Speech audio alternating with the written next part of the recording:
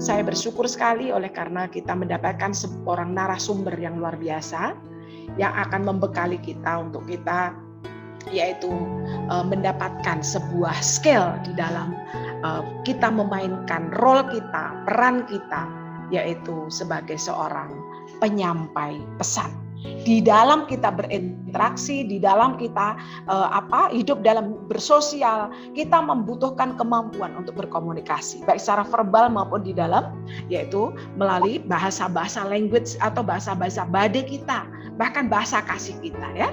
Siapa pemateri kita sore hari ini? Yaitu Dr. Diana Simanjuntak. Ya, Dr. Diana Simanjuntak Master Science.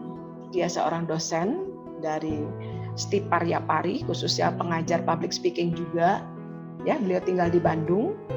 Saya belum bertemu secara langsung dengan beliau, tetapi saya berapa kali bersama-sama dalam Zoom dan melihat beliau sebagai seorang perempuan yang memiliki hati untuk Tuhan dan hati untuk berbagi sesama perempuan ya. Beliau adalah alumni dari ya, S1-nya dia adalah alumni dari IKIP Jakarta, mengambil tata graha atau perhotelan. Kemudian S2-nya adalah ilmu komunikasi dari Unpad tahun 2005. Kemudian doktoralnya diambil dari ilmu komunikasi dari Unpad tahun 2010. Beliau pengajar untuk komunikasi hospitality, komunikasi bisnis pariwisata, bahkan untuk perhotelan. Dia pengurus dari Ikatan Hotel ya, dosen Stipar dari tahun 92 sampai sekarang, dosen IKIP Jakarta di tahun 1992, mitra kerja Kemenparekraf ya, Kementerian Pariwisata ya dan kreatif, kemudian mitra kerja dari Bank Indonesia Perwakilan Jabar, trainer dan narasumber di bidang pariwisata, perhotelan dan komunikasi. Dia seorang master asesor, master trainer, auditor usaha pariwisata, bahkan dia penulis buku, pedoman dan modul pengembangan desa wisata berbasis pendampingan. Ya, Bu Diana, seorang ibu, seorang perempuan yang layak untuk memberikan materi yang cukup kita butuhkan hari-hari ini, yaitu be a good communicator. Baik ibu-ibu sekalian, saya sapa sekali lagi, Shalom ibu-ibu terkasih, para sahabat di dalam Yesus Kristus. Mari kita berbagi sore ini karena berkomunikasi sudah merupakan bagian yang melekat dengan keseharian kita, dengan diri kita.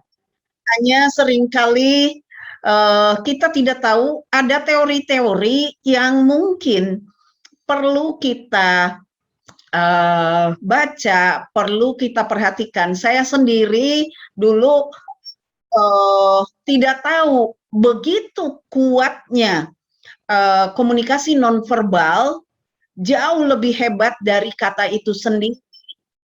Sebab orang jauh lebih percaya kepada nonverbal dari kata itu sendiri, sehingga mengingatkan saya, oh berarti harus penuh kehati-hatian ketika kita berkomunikasi dengan orang lain, sehingga tujuan kita berkomunikasi adalah untuk melancarkan hubungan, tapi apakah kesalahan, ketidaktahuan, kelalaian, kelepasan, ya keterlanjuran bisa menghambat komunikasi, membuat orang lain tidak nyaman, bahkan membuat orang lain tidak suka, gitu. Atau sebaliknya, jika kita bisa memilih kata, mengekspresikan nonverbal, itu membuat hubungan kita menjadi lebih baik. Orang yang kita beritahu, orang yang kita pengaruhi menjadi lebih mudah. Mari kita lihat ibu-ibu sekalian, mungkin sebagian di antara ibu sudah pernah ikut dalam kegiatan PWKI atau kegiatan lain, tapi ini edisi baru. Saya banyak berikan gambar-gambar supaya lebih konkret untuk kita ibu-ibu. Jadi pada dasarnya manusia itu adalah homo simbolikum. Homo simbolikum itu adalah manusia yang penuh simbol, makhluk yang sangat simbolik. Ya, kita lihat ketika seorang anak lahir, dia udah mengekspresikan apakah itu tangisan, kemudian dengan gerakan dan sebagainya, kemudian ibunya merespon dan sebagainya. Karena pada dasarnya setiap orang memerlukan orang lain karena dia adalah makhluk sosial. Bahkan banyak teori mengatakan jika seseorang tidak berkomunikasi dengan orang lain, lama-kelamaan dia akan mati. Ya, artinya betapa orang lain perlu untuk kita dan kita pun perlu orang lain. Jadi harus mungkin kita hilangkan kalau saya komunikator, kalau saya yang bicara orang lain wajib mendengar, kalau tidak ada yang mendengar, masa kita mau bicara sendiri. Jadi saya bersyukur, berterima kasih kepada seluruh peserta gathering sore ini. Terima kasih mau mendengar. Terima kasih mau menyimak. Terima kasih mau berubah. Kalau enggak, apa gunanya saya bicara sendiri kalau tidak berdampak kepada teman-teman semua, para sahabat semua. Tentunya tujuannya adalah meningkatkan, supaya semakin berhasil, baik di dalam kehidupan pribadi, keluarga, masyarakat, pertemanan, maupun dalam pelayanan. Mungkin bisa jadi sesuatu ada yang keliru, atau memang sudah bagus. Kalau sudah bagus berarti sudah oke apa yang kita lakukan. Tapi seandainya belum, mari ada yang luput mungkin. Jadi yang pertama kita sepaham dulu bahwa kita adalah homo simbolikum. Kita adalah makhluk simbolik. Kita bermain simbol. Nah, ada yang melancarkan komunikasi, bisa juga menghambat komunikasi. Nah, tentunya tujuan kita berkomunikasi adalah supaya interaksi kita sukses dengan orang lain. Nah, komunikasi itu adalah instrumen dari interaksi sosial. Jadi kita berinteraksi dengan orang lain melalui simbol-simbol yang kita pakai. Apakah itu kata, apakah itu tangan, apakah itu wajah, kaki, pakaian, waktu. Banyak sekali jenis komunikasi nonverbal ini. Para ahli komunikasi mengatakan bahwa sebenarnya manusia itu jauh lebih banyak berkomunikasi secara nonverbal daripada verbal. Bahkan jauh lebih dipercaya komunikasi nonverbal dari kata-kata itu sendiri. Ketika kita menengok teman kita yang sedang sakit, lalu secara mendalam kita peluk yang kuat, yang sehat, gitu. Jauh lebih mendalam maknanya dibanding hanya dengan kata yang kuat dan sehat ya, gitu. Kata yang sama diekspresikan dengan nonverbal yang berbeda, maknanya akan menjadi berbeda.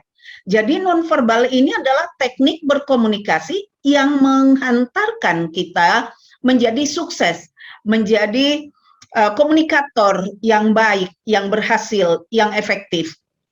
Jangan-jangan sorot mata kita menghambat kita berkomunikasi. Jangan-jangan telunjuk kita terlalu tajam, padahal tujuannya menunjukkan sesuatu, tapi penolakan pada orang lain gitu. Ya, kurang lebih seperti itu, termasuk vokalik. Jadi kita sepakati dulu, oh ternyata keterampilan berkomunikasi inilah yang menghantarkan kita membangun interaksi sosial kita. Nah, tentunya ini sangat kita perlukan di dalam segala kehidupan kita, baik pribadi, keluarga, termasuk pelayanan. Nah, dalam interaksi sosial itu perlu dipahami bahwa harus dilandasi oleh kesadaran dari kita yang harus saling merespon, saling menghargai, ya, saling memperhatikan, ya. Bahwa interaksi sosial ini merupakan hubungan orang dengan orang lain, seseorang dengan orang lain, atau dengan kelompok, ya, dalam pergaulan, sehingga kita harus menghargai orang yang berbicara, kita harus merespon orang yang berbicara, dan kita harus mendengar dengan efektif. Jadi baik komunikator ketika seseorang menyampaikan pesan, kalau ini dipesan di komunikasi langsung, saya akan selalu berada muter di antara teman-teman supaya saya bisa berbagi, memperhatikan, ya, dan untuk merespon, mendengarkan, melihat respon dari semua. Jadi seseorang jangan hanya melihat ke satu arah, ya, atau ke hanya orang yang disenangi saja atau kelompoknya saja. Nah, kita nggak membangun interaksi kalau kita hanya ke sebagian orang berbicara.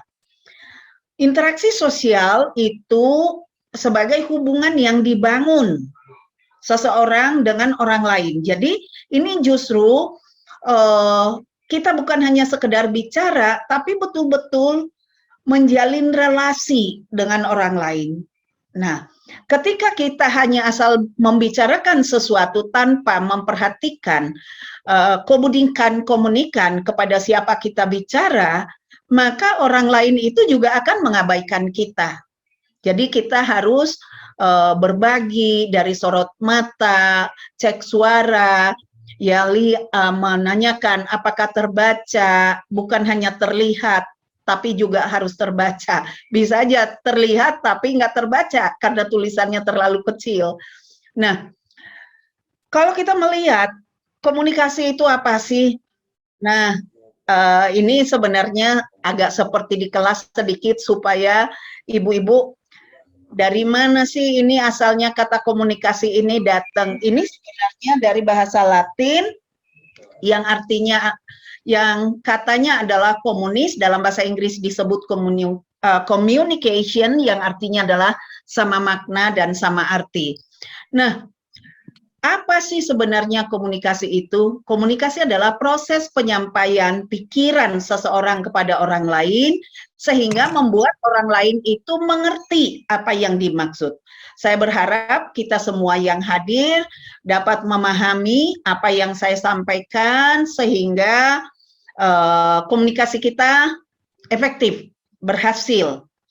Jangan sampai saya maksudkan ke timur, peserta memaknainya ke barat atau ke selatan. Nah, kurang lebihnya seperti itu.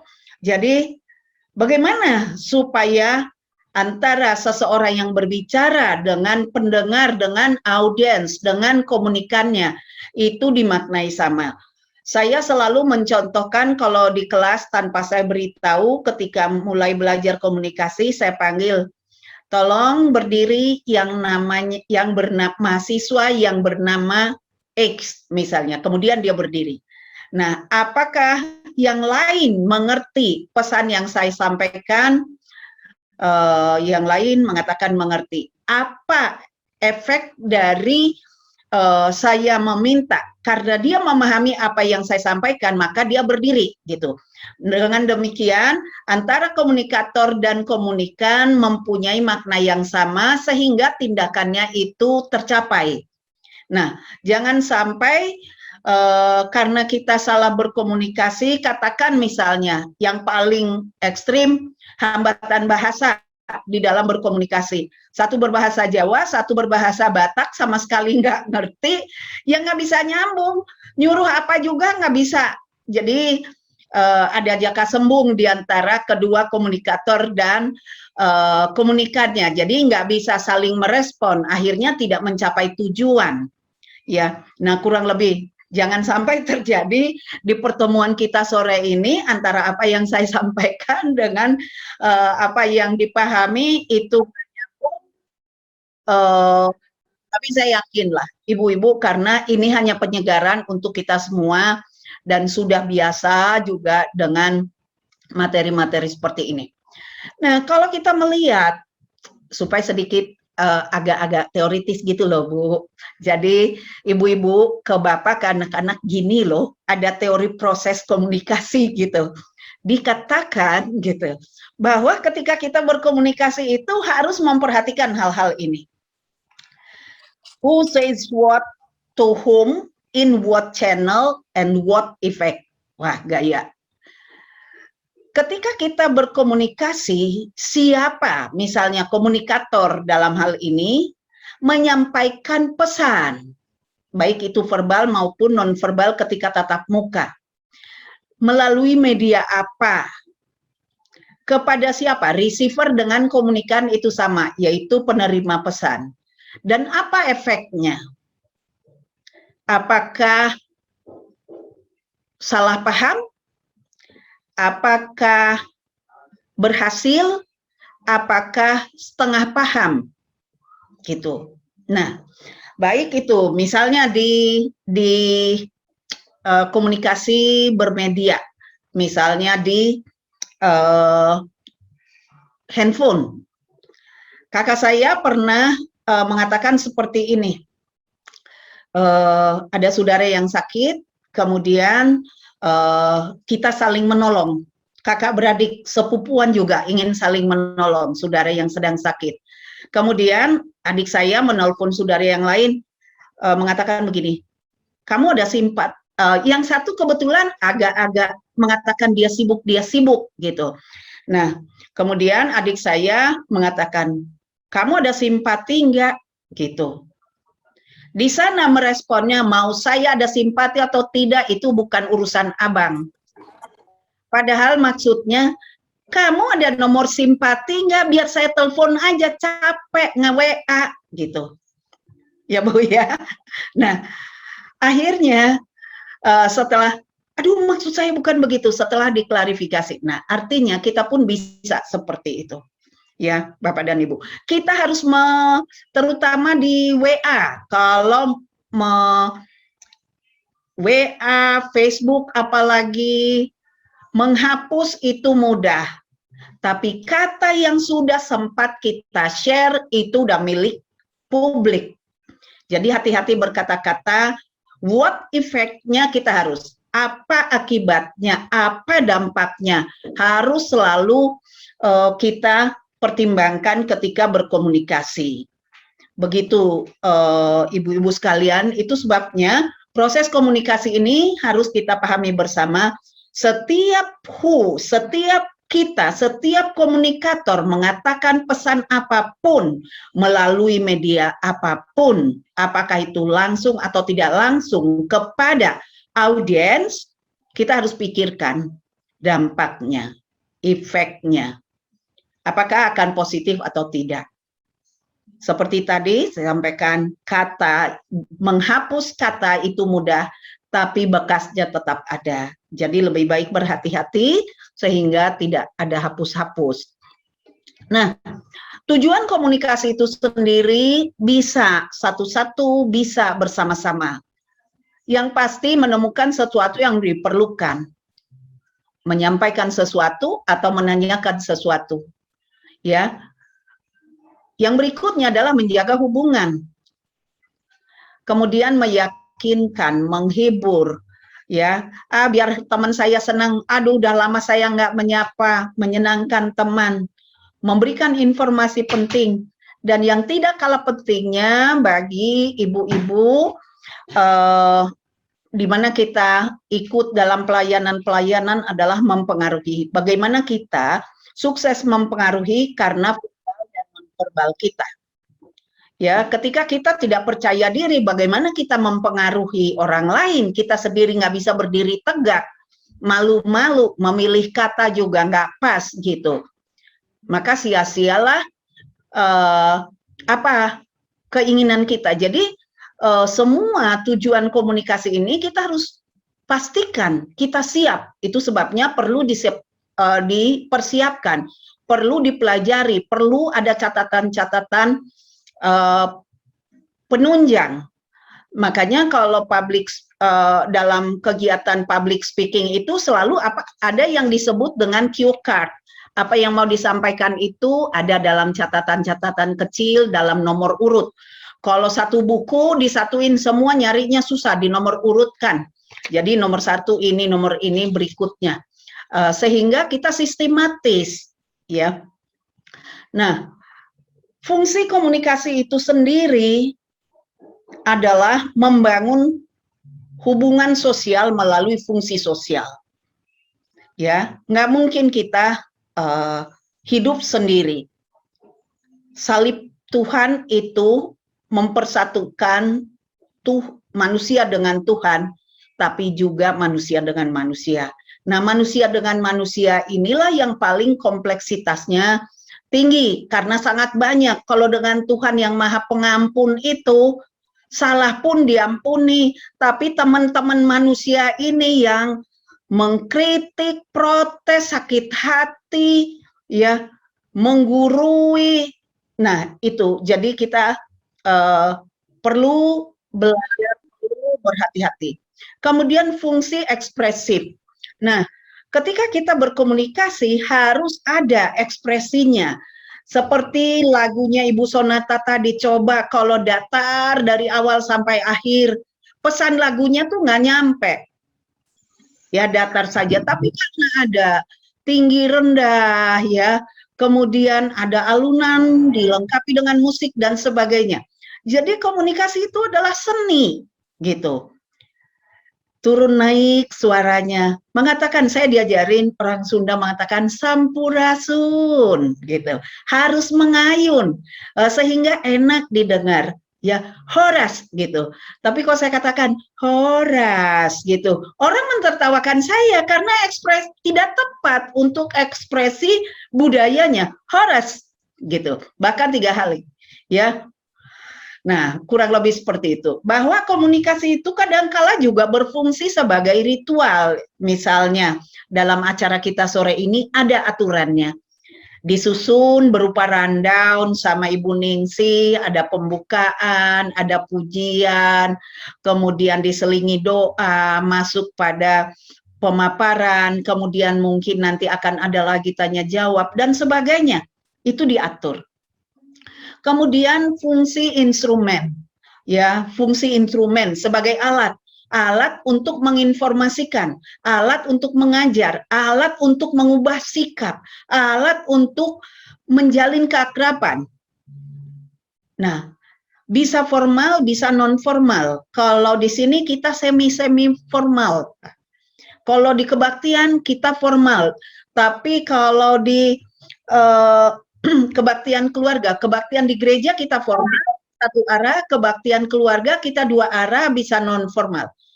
Kita bisa lihat, Ibu sekalian, bahwa keempat ini berfungsi bersama-sama kadang-kadang atau hanya sebagian. Sehingga ekspresi kita ketika situasi yang berbeda di fungsi instrumen itu menjadi berbeda. Pakaian kita juga menjadi berbeda. Sikap duduk kita menjadi berbeda.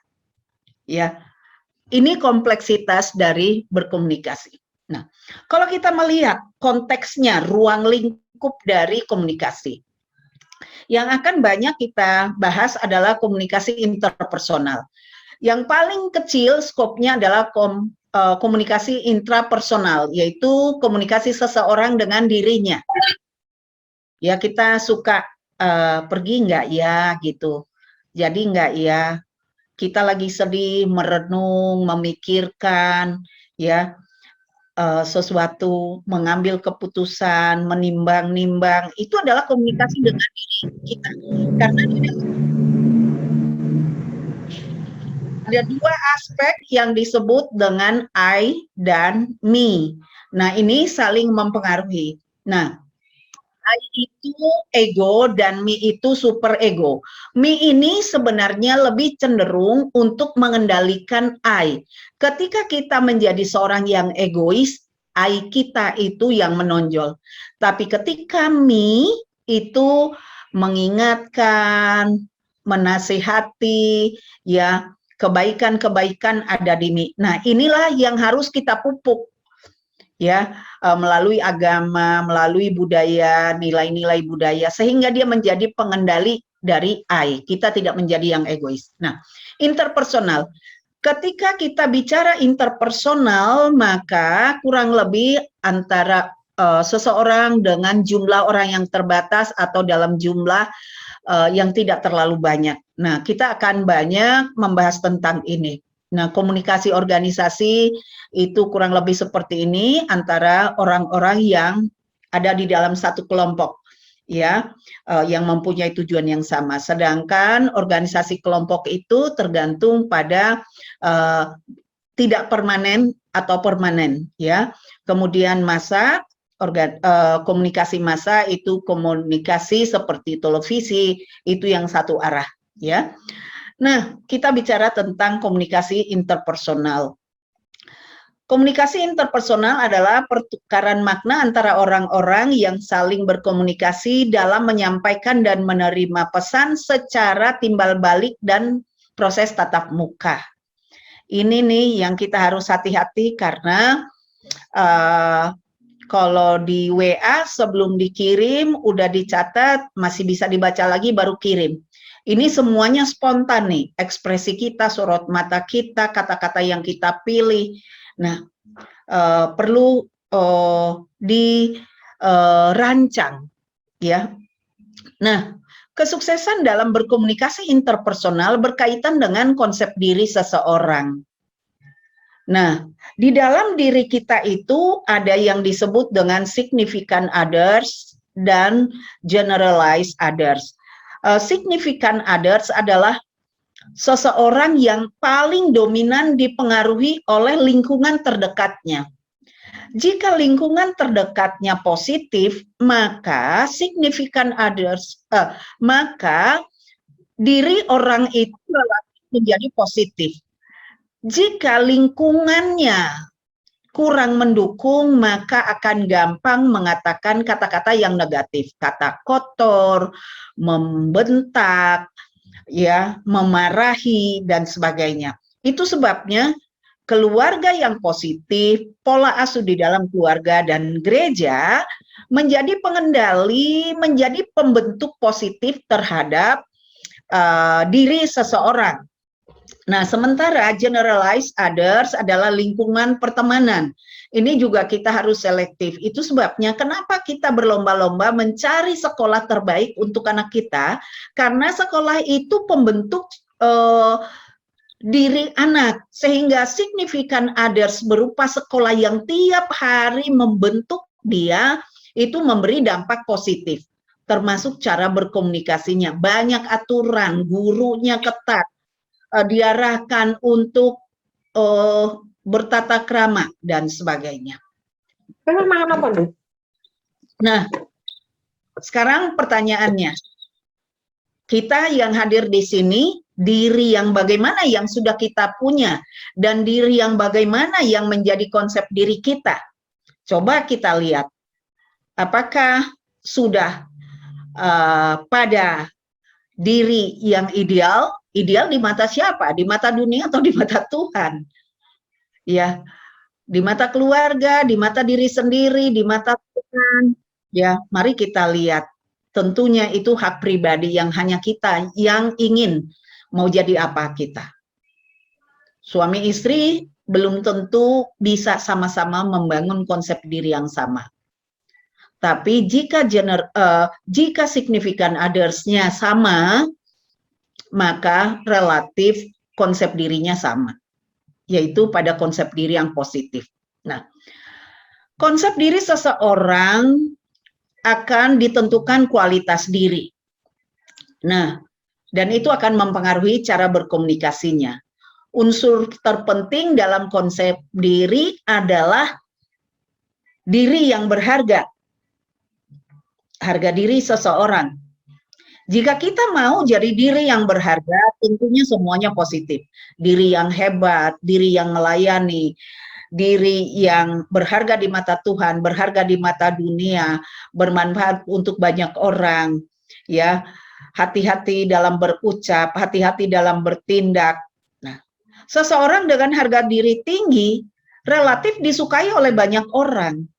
Sebaliknya, orang yang konsep negatif relatif kurang menghargai dirinya sendiri, ya.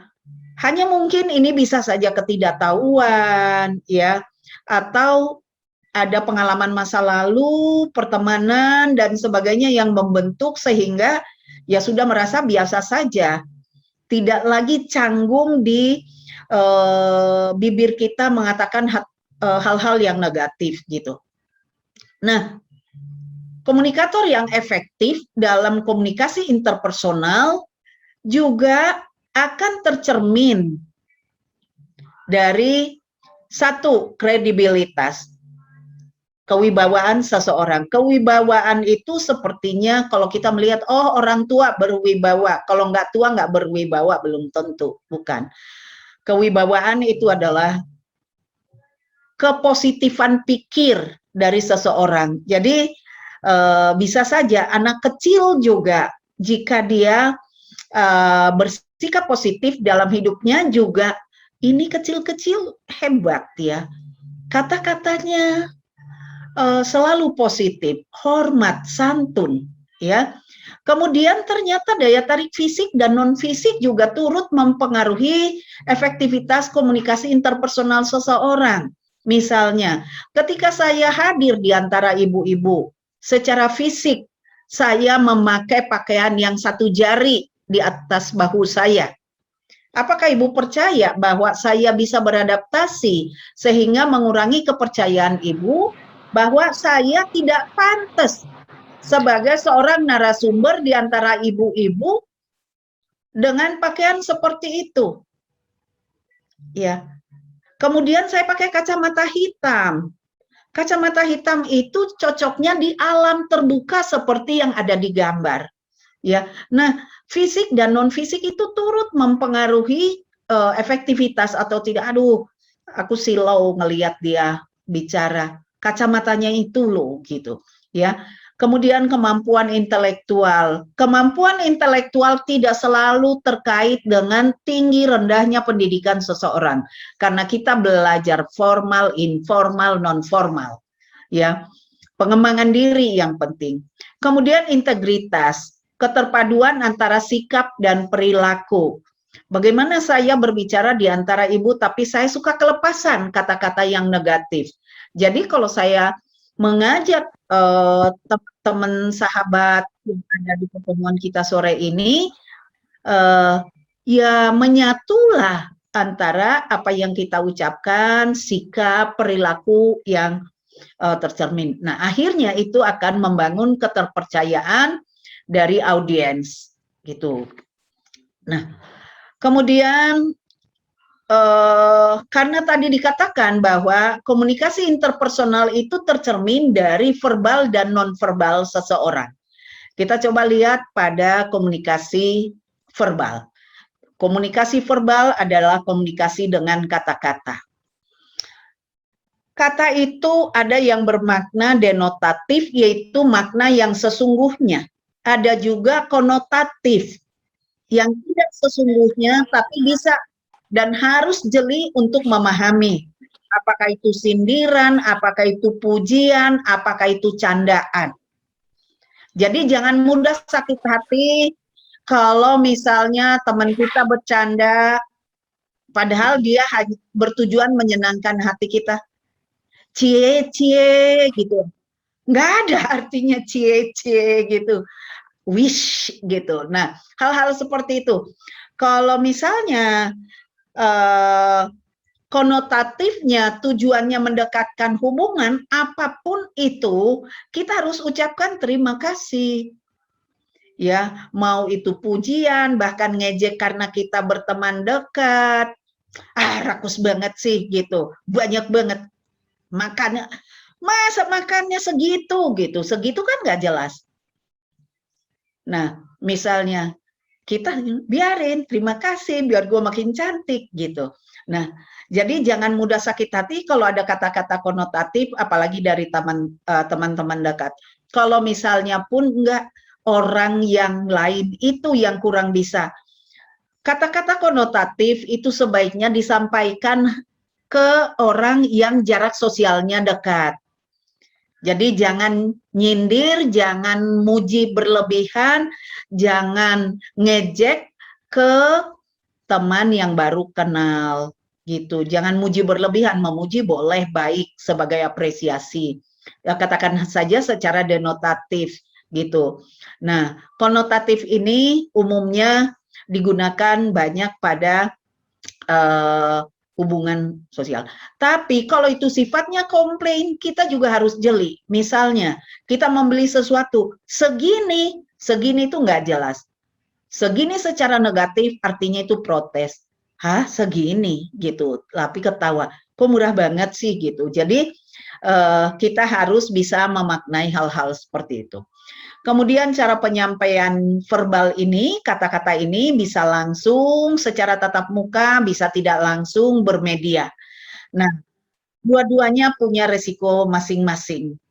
Ya, satu-satunya cara adalah membiasakan selektif terhadap kata-kata supaya tidak harus minta maaf, supaya kita pertimbangkan dulu efeknya apa, baru kita kirimkan. Nah, kemudian yang kedua adalah komunikasi nonverbal. Semua pesan-pesan di luar verbal itu adalah nonverbal. Ternyata jenisnya banyak.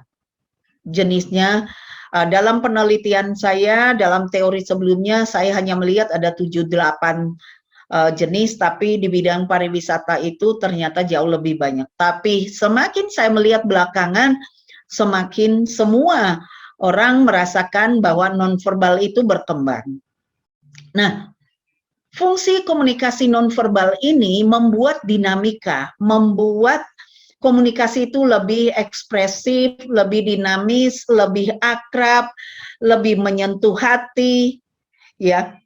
Sehingga ini diperlukan karena dia bisa menggantikan lambang-lambang verbal. Misalnya, rasanya ya terima kasih.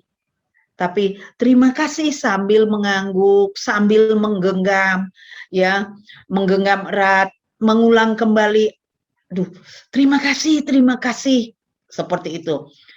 Kemudian ada kalanya juga penolakan, ada memperkaya. Kenapa sih orang kalau ulang tahun mengucapkan selamat ulang tahun itu sedemikian rupa, atau orang mendapatkan sesuatu sampai jingkrak-jingkrak. Memang kalau nggak jingkrak nambah gitu, kalau ada hadiah, apakah dengan jingkrak itu nambah? Kan nggak juga, tapi menambah, memperkaya, melengkapi ekspresi itu sehingga makin dinamis. Selamat ya, gitu ya. Duh selamat ya, ikut senang, gitu. Sehingga maknanya, kesungguhan, keikhlasan dari kita mengucapkan itu dirasakan. Selamat ya, saya dengar kemarin dapat hadiah, gitu. Orang tidak percaya pada kata apa yang kita sampaikan, tapi orang melihat ekspresi kita. Kok kayak begitu sih, kayak nggak semangat, kayak dia nggak suka aku juara, gitu. Dan orang lain tahu itu. Nggak ada kamusnya, tapi orang ngerti, gitu. Ya, fungsi aksentuasi, mempertegas. Kenapa kita? Tangan saya secara spontan nih mengatakan seperti ini, 1, 2, dan ya. Dalam berdoa juga, kenapa kita angkat tangan? Kenapa kita menundukkan kepala, merem, kemudian bersemangat? Kita bayangkan Tuhan itu ada di dekat kita, kita angkat tangan. Nah, adalah mempertegas, ya. Ke Tuhan yang kita tidak lihat juga kita seperti itu. Apalagi ke manusia yang ada di hadapan kita. Artinya, jika kita berkomunikasi nonverbalnya tidak dibangun, maka katanya kita makan seperti makan sayur kurang garam atau tanpa garam, anyep. Ya, nah seperti tadi, ternyata dalam teori-teori komunikasi dikatakan bahwa manusia itu berkomunikasi sebanyak 65% dibandingkan dengan kata-kata yang hanya 35%. Sehingga dinamika dari komunikasi itu menjadi hidup. Nah, apa saja jenis nonverbal? Ini kinesik. Kinesik itu yang disebut dengan body language. Bagaimana tubuh digunakan ketika berkomunikasi. Ini raut wajah. Saya kasih raut wajah yang ideal ini, yang tersenyum, yang gerak bibirnya ke atas. Kita tinggal tiru atau lihat, oh ya aku biasa seperti itu. Kalau belum begini berarti kita coba. Kemudian gerak bibir ini, ada emoticon. Kalau terima WA kemudian dikasih yang begini, oh berarti dia dengan senang hati mengirim pesan. Oh, ini lagi baut. Ya. Lalu yang di bawah, aduh, cerewet, ya. Ini cool banget tanpa ekspresi. Nah, coba kalau gerak bibir kita seperti itu. Nah, tentunya kita seperti gambar yang ada di slide ini, ya. Nah, kemudian bagaimana tangan digunakan? Mungkin kalau saya ada di daerah Sumatera menggunakan telunjuk untuk menunjuk itu nggak ada yang keberatan atau karena kita terbiasa dari kecil kita belajar telunjuk untuk menunjuk itu diajari nama Bu Guru. Tapi ketika kita berada di Pulau Jawa, ternyata menunjuk sesuatu itu dengan tangan terbuka lebih baik, ya. Ada juga kalau di Pulau Jawa, di Jawa Tengah, Jawa Timur, Jawa Barat itu menunjuk dengan jempol gitu. Nah, kita beradaptasi kalau misalnya ya dengan tangan terbuka saja sudah cukup. Memberi atau menerima sesuatu dengan dua tangan itu lebih baik. Kemudian postural. Sadar atau tidak, mari kita lihat dan kita ngaca nanti setelah selesai, apakah ketika kita bicara postur kita selalu dijaga untuk begini. Tidak begini, juga tidak begini. Nah, itu dari kebiasaan. Ketika kita bicara berkomunikasi dengan seseorang, kita usahakan berdiri tegak begini, tapi wajahnya senyum. Hanya seringkali kalau seperti dunia perbankan, perhotelan, itu sedikit harus apa ya, cantiknya postur itu ditonjolkan. Nah, terserah ibu-ibu. Saya juga mau cantik seperti orang-orang pariwisata, gitu. Silakan sepanjang. Tolong belahannya nggak seperti ini, ibu-ibu ya, karena kita menyandang usia dan juga menyandang, apalagi kalau pakai salib, ya, pakai kalung salib, tapi bukaannya sampai di sini. Nah, tolong dijaga. Jangan sampai di atas pikul salib, di sebelah kiri atau kanan pinggul kita berbeda maknanya. Karena walaupun itu verbal orang lain ngerti. Nah, kemudian jarak bicara. Jarak bicara yang ideal itu tidak mendesak orang lain, juga tidak dianggap kayak yang takut, tapi kesannya hangat, antara 60 sampai 75 cm, ya. Nah, kemudian pesan haptik atau sentuhan. Sentuhan ini kita juga harus hati-hati bagian mana yang disentuh, apalagi juga berbeda jenis kelamin, berbeda usia. Ya, orang tua ke anak megang kepala itu dianggap kasih sayang, tapi anak ke orang tua megang kepala itu kan nggak sopan. Ke teman juga seperti itu. Kalau seusia tapi sahabat akrab, kita pegang kepalanya juga, kita pijit kepalanya juga enggak, tapi atasan enggak.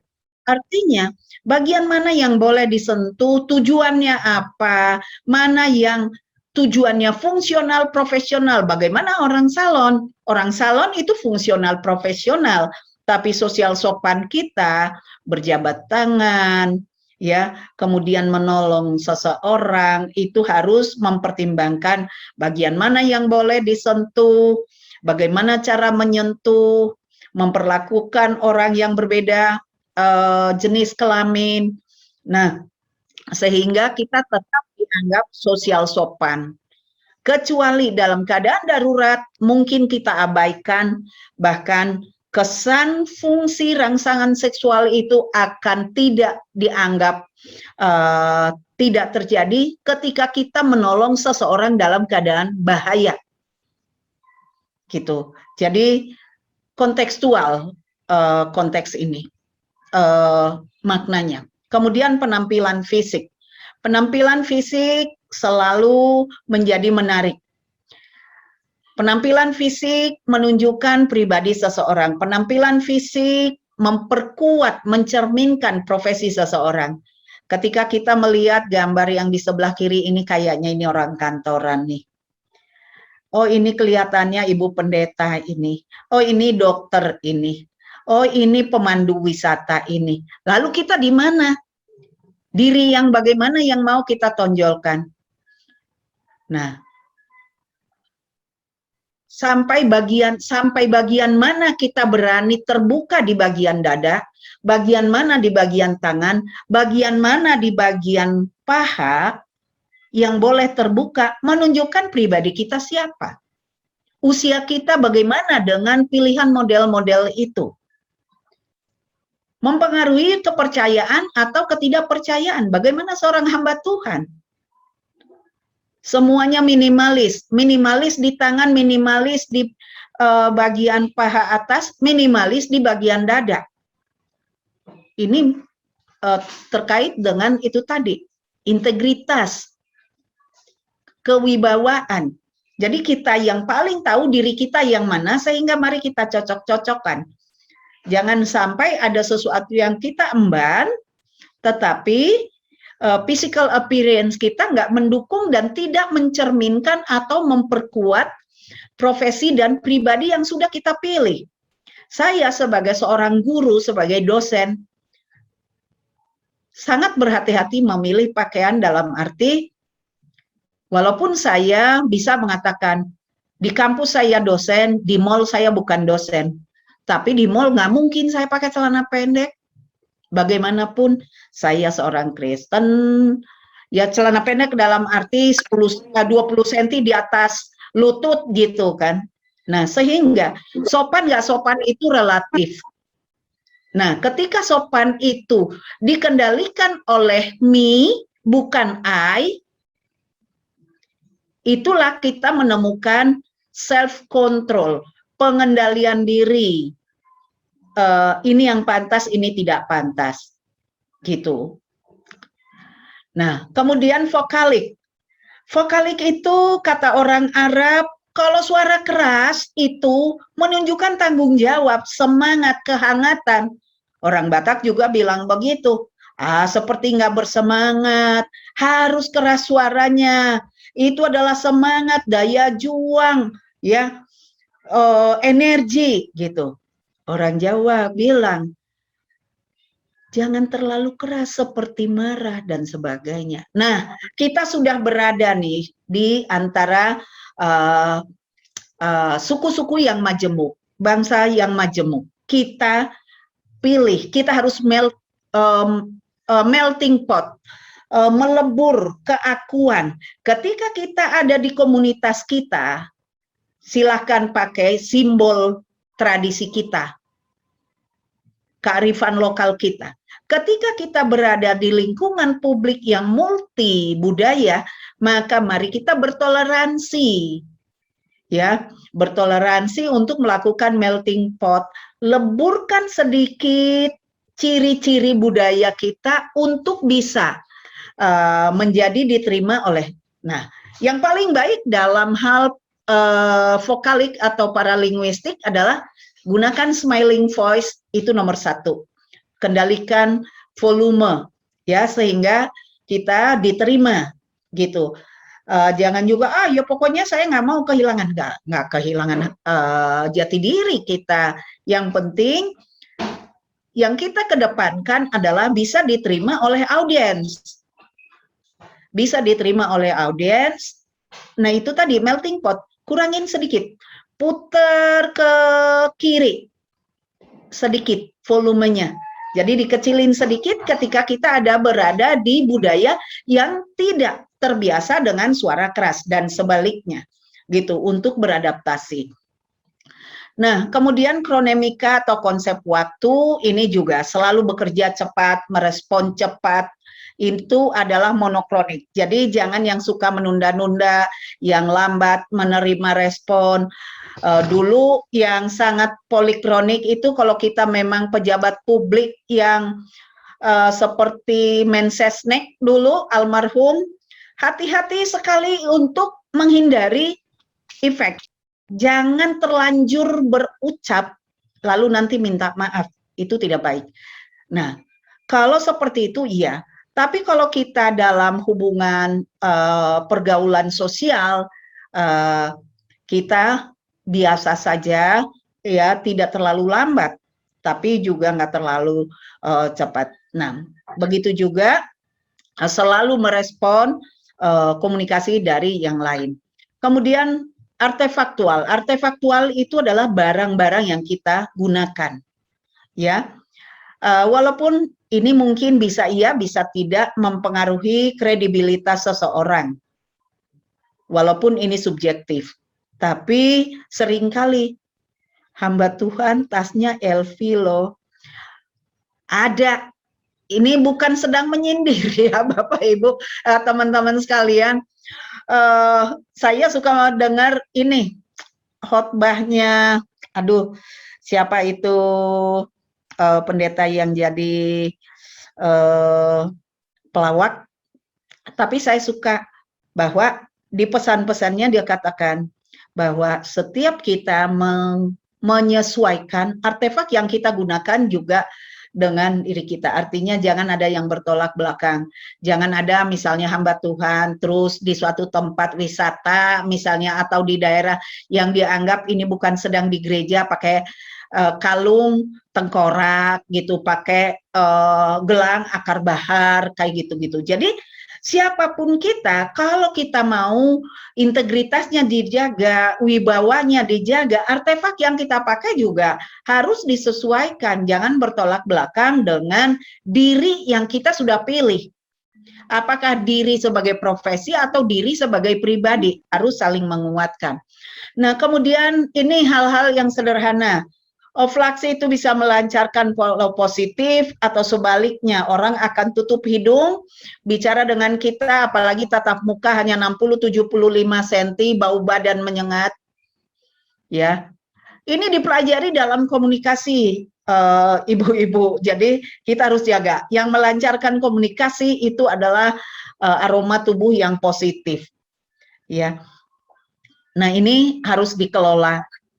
Nah, kemudian personal hygiene, kredibilitas seseorang harus dijaga dari kebersihan dirinya, kukunya hitam, dan sebagainya, apalagi untuk kita perempuan.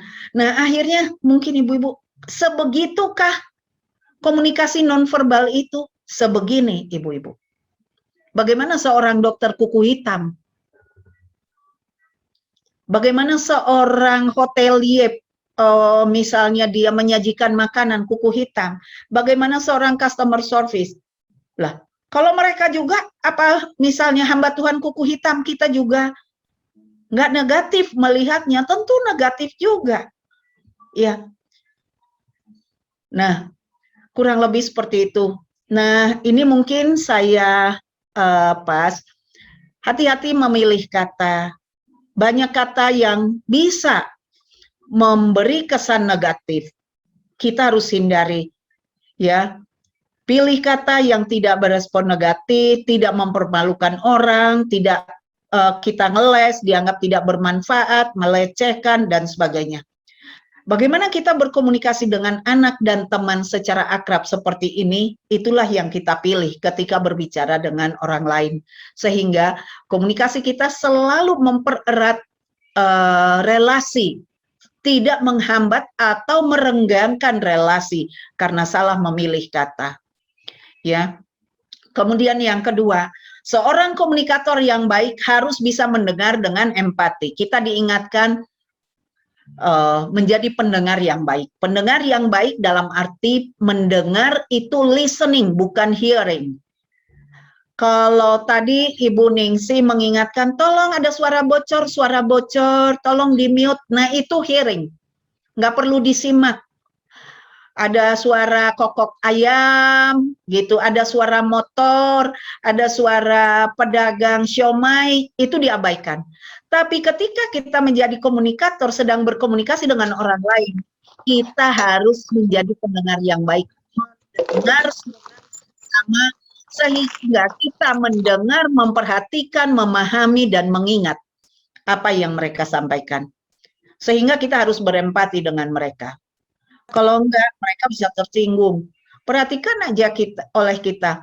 Ketika kita bersalaman ada hajatan, host atau tuan rumah yang kita salami itu melihat ke orang lain ketika kita salam, ya, kita merasa nggak dihormati. Begitu juga dalam mendengar. Bagaimana kita meresponi apa yang mereka tanyakan, apa yang mereka katakan, kalau kita tidak mendengar mereka dengan baik. Nah, mendengar harus bersabar untuk menunggu giliran juga. Jangan mendesak, jangan memotong pembicaraan, memperhatikan dengan baik. Kalau perlu mencatat, jangan pura-pura mendengar, tapi kita WA-an, padahal dengan orang yang kita hormati. Jangan keasikan dengan pikiran sendiri, terlalu pede di hadapan orang lain. Nah, seperti itu. Kita diperhatikan orang lain. Dari tadi giliran dia bicara, saya harus dengar. Giliran saya bicara, dia ngelihat ke yang lain. Ternyata kita tidak mendengar ketika mata kita beralih, tidak eye contact dengan orang yang sedang bicara, dia merasa tidak diperhatikan. Nah, sosok perempuan yang menjadi teladan menurut Alkitab barangkali bisa menjadi bandingan untuk kita. Semoga sudah seperti itu, mendekati seperti itu, mengarah ke seperti itu. Di antaranya adalah Deborah, Naomi, Lydia, Hana. Ini yang saya tahu, mungkin Ibu Ningsi dan ibu-ibu yang lain banyak lebih tahu. Nah, apa yang diharapkan? Jadilah wanita pendoa, pribadi yang mau mendengar, penyembah Tuhan, membuka hati, rindu melayani, membuka diri bagi banyak orang, dan ramah.